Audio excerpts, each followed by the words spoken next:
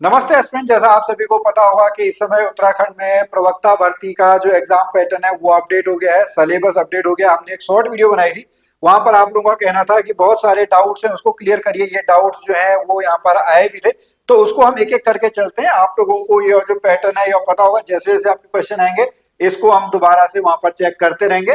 तो जैसे सबसे पहले एक क्वेश्चन यहाँ पर आपका आया था कि जो पेपर एक ही दिन में होंगे या फिर जो मेरिट है वो मेरिट आपकी कैसे बनेगी। देखिए, तो यहाँ पर मैं आपको बता दूं, जो हमारा उत्तराखंड लोक सेवा आयोग है वह पीसीएस के पेपर भी जो है मॉर्निंग और इवनिंग शिफ्ट में आपका करवाता है। केवल 3-3 घंटे के, 3 घंटे मॉर्निंग में, 3 घंटे इवनिंग में जो है वो आपका कराएगा। और मेरिट कैसे बनेगी तो यहाँ पर मैं आपको बता दूं। अच्छा, और इससे पहले मैं आपको बता दूं कि ये जो भी आगे हम आपको जवाब देने वाले हैं, सलाह देने वाले हैं, ये हमारे अपने एक्सपीरियंस के बेस पर है। ऑफिशियली अभी तक ऐसा कुछ भी नहीं आया, लेकिन हाँ, जैसा आयोग पहले से करता आया है ऐसी सिचुएशन में वही एक्सपीरियंस हम यहाँ पर आपको बताने वाले हैं। तो आप लोगों ने जब यहाँ पर ये देखा था तो आप लोगों को यहाँ पर बताया गया था कि अब जो है वो आपका सब्जेक्ट का ही पेपर होना है, और वह भी जो है वो आपका क्या होना है, वस्तुनिष्ठ प्रकार का होना है। वो क्या होना है, वो आपका एमसीक्यू बेस्ड आपका पेपर होना है। उसमें आपके जो है वो दो पेपर होने हैं, 150 मार्क्स के दो पेपर होने हैं,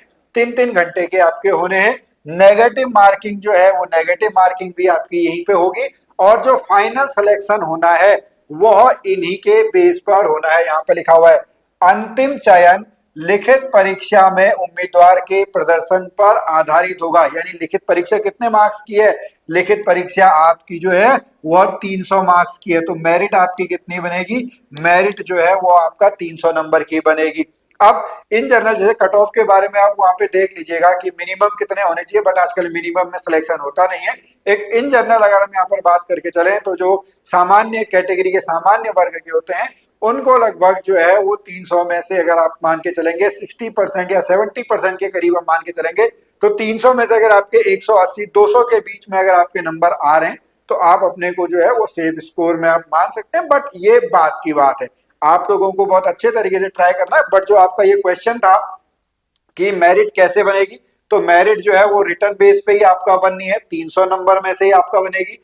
पेपर एक ही दिन में होने के चांसेस बहुत ज्यादा हैं, वो तो जब नोटिफिकेशन आएगा तभी हमको पता लगेगा। बट अगर हम इनका जो कैलेंडर देखें, एग्जाम कैलेंडर भी अगर हम यहाँ पर देखेंगे तो उसमें एक एक दिन के हिसाब से ही जो है वो होगा। नहीं तो आप समझिए आयोग कैसे जो है वो उसको आपका यहाँ पर कर पाएगा। तो पेपर एक ही दिन में जो है वो आपके हो जाने चाहिए। ओके, उसके बाद सेकंड क्वेश्चन है, जो बहुत क्वेश्चंस आपके आए हुए थे, जो फॉर्म फिलिंग से रिलेटेड आपके आए हुए थे कि एज अब ऊपर हो चुकी है, क्या करेंगे, नए कैंडिडेट भर पाएंगे नहीं भर पाएंगे, हमारी फीस का क्या होगा।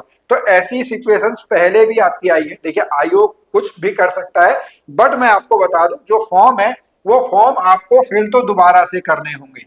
ठीक है, फॉर्म दोबारा से आपकी विज्ञप्ति आएगी, दोबारा से आपको भरने होंगे। अब ये आयोग और सरकार को डिसीजन लेना है कि वह आपकी जो पुरानी फीस है उस पुरानी फीस का क्या करती है। अगर यहाँ पर आयोग आपसे नई फीस के लिए कहता है तो वो आपसे नया रजिस्ट्रेशन फॉर्म पूरा भरवाएगा। लेकिन अगर आयोग यहाँ पर आपकी फीस जो है वो इसी में एडजस्ट करना चाहता है तो वो आपसे आपको जो पुराना फॉर्म है, ठीक है, उसका रजिस्ट्रेशन नंबर आपसे जरूर मांगा जाएगा, उसी से आपका फिल हो जाएगा। आपने कुछ समय पहले देखा होगा एक शायद वीडियो था, किसी का पेपर आपका था, उसमें जो है उसी से आपका यहाँ पर जो है वो हो गया था, दोबारा फीस वहां पर जो है वो नहीं देनी थी। फिर जो है जो पहले से फॉर्म फिल किया है उनका क्या, आप एलिजिबल रहेंगे, और जो एज आपकी है वो पुराने के हिसाब से ही आपकी मानी जाएगी। अगर आप लोग पिछले एग्जाम में आपने फॉर्म भरा हुआ था, आप वहां पर एलिजिबल थे, तो आप अब भी एलिजिबल हो गए, आपको इसकी चिंता बिल्कुल नहीं करनी है।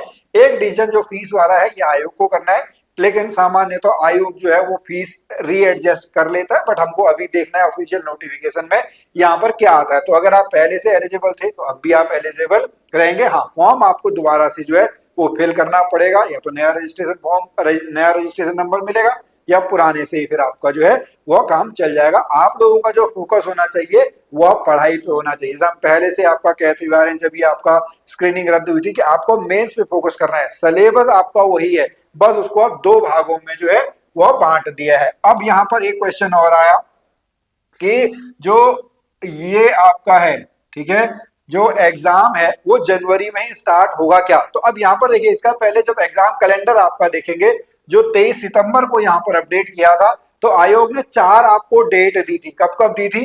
25 जनवरी, 5 अप्रैल, 26 अप्रैल और 14 जून। तो अब यहाँ पर देखिए, अभी अगर हम बात करेंगे आज के हिसाब से, अभी आपका 10 नवंबर चल रहा है, अभी आपके फॉर्म नहीं आए हुए हैं। अगर फॉर्म सपोज करिए आज कल में आ भी जाते हैं, तो तब भी जो है वो 10 दिसंबर तक, एक महीना, लगभग 20 से 25 दिन, 20 दिन तो मिलते ही आपके हैं, तो नवंबर पूरा उसी में चला जाएगा। फिर आपके पास जो है उसके बाद वो तय करेगा। अभी यहाँ पर जो है सब्जेक्ट वाइज तय नहीं है कौन से सब्जेक्ट का जो है वो एग्जाम पहले होना है। तो इन जनरल अपने एक्सपीरियंस के बेस पे हम यहाँ पर यह मान सकते हैं कि आपका जो एग्जाम है वह 25 जनवरी 2026 को होना बहुत मुश्किल है, नामुमकिन नहीं है। नामुमकिन के तो कुछ भी नहीं है, आयोग चाहे तो वो एग्जाम करा सकता है। बट आप समझिएगा कि कितने कैंडिडेट आपके फिल करेंगे, कौन सा एग्जाम यहाँ पर फिल होगा, उसके बाद जो एक्सपर्ट है उन एक्सपर्ट के पास आपका जाना पड़ेगा, उनसे पेपर जो है वो कलेक्ट करने पड़ेंगे, और आप हमारी जो है जो सरकारी व्यवस्था उसको भी आप जानते हैं कि इतने जल्दी ये काम आपके नहीं होते। तो आपको जो है ये एग्जाम कैलेंडर जो है, परीक्षा कैलेंडर आप लोगों को दोबारा से देखने को मिलेगा। इतने जल्दी जो आपका पेपर है शायद जनवरी में जो है वो आपका यह मुश्किल है। लेकिन आप लोगों को जो है वो यहाँ पर तैयारी अपने अपने सब्जेक्ट की जो है वो आपको करते हुए चलनी चाहिए। ओके, फिर अगला जो क्वेश्चन है वो आपका क्या है, न्यू कैंडिडेट। क्या इस एग्जाम में न्यू कैंडिडेट भी शामिल हो सकते हैं? बिल्कुल, जिन्होंने आपका पिछली बार फॉर्म नहीं भरा था लेकिन अब वो एलिजिबल है, तो वो भी इस फॉर्म को जो है वो यहाँ पर भर सकते हैं। उसके बाद सिलेबस पीडीएफ कहाँ से मिलेगी? सिलेबस पीडीएफ जो है आयोग की ऑफिशियल वेबसाइट पर आप जाएंगे, वहां पर आपको यह जो है सिलेबस पीडीएफ मिल जाएगी। नहीं तो आप हमारे टेलीग्राम चैनल पे भी जा सकते हैं। हमारे टेलीग्राम चैनल का जो नाम है वो गुरुजी उत्तराखंडी है, वहां पर जाकर आप हमारी जो पीडीएफ है इसको आप डाउनलोड कर सकते हैं। अब उसके बाद एलिजिबिलिटी के ऊपर यहाँ पर बात आती है बीएड से रिलेटेड।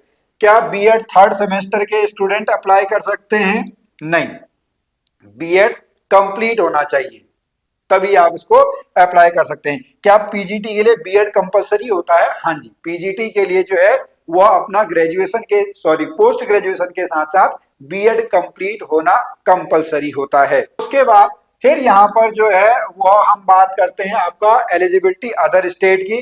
क्या जो अदर स्टेट के लोग हैं वो भी यहाँ पर आपका एग्जाम जो है वो दे सकते हैं? नहीं, उत्तराखंड में यह जो वैकेंसी है यह आपका ग्रुप सी वैकेंसी है, तो यहाँ पर जो है इसको अदर स्टेट वाले जो हैं वो आपका यहाँ पर नहीं दे सकते। तो इस तरीके से हमने जो सारे क्वेश्चन थे वो आपके हो गए। फिर एक क्वेश्चन व्हाट्सएप पे भी आपका आया था, जो प्रवक्ता की जो भर्तियां हैं वो स्पेशल एजुकेशन के लिए, वो स्पेशल एजुकेशन शायद आपका जो सब्जेक्ट है वो यहाँ पर आपका नहीं है, ठीक है, वो सब्जेक्ट आपके नहीं है। सब्जेक्ट जो है वो यहाँ पर 17 सब्जेक्ट आपके दिए हुए हैं।